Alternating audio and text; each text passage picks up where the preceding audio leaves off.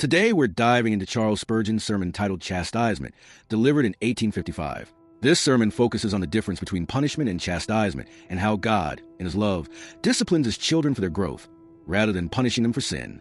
Spurgeon makes it clear that punishment for sin has already been borne entirely by Christ. Believers will never again face God as a condemning judge, because Christ took the full penalty. Yet, while Christians are not punished for sin, they can still be chastised. This chastisement is not wrath, but fatherly correction, meant to guide, refine, and shape God's children. Spurgeon explains that chastisement serves God's glory and the believer's good. Unlike punishment, which comes from anger and justice, chastisement flows from love. It is the father training his children, much like a parent who disciplines out of care. Spurgeon urges believers never to think their trials mean God is punishing them. Rather, He is correcting and strengthening them. However, Spurgeon also warns about two dangers.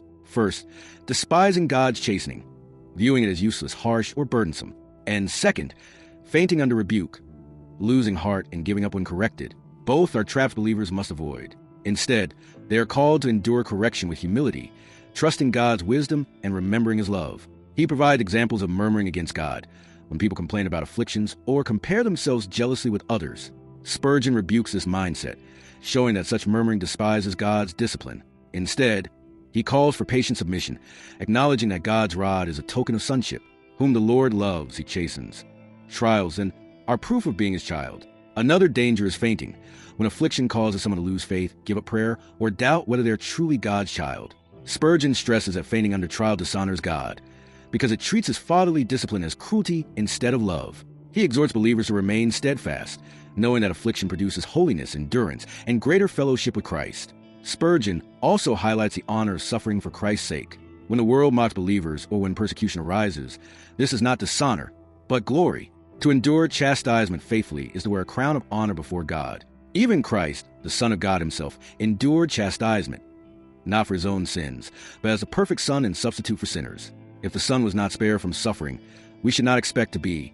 Spurgeon closes by reminding believers that chastisement is universal among God's children. Every saint, from Abraham to David to Paul, experienced it.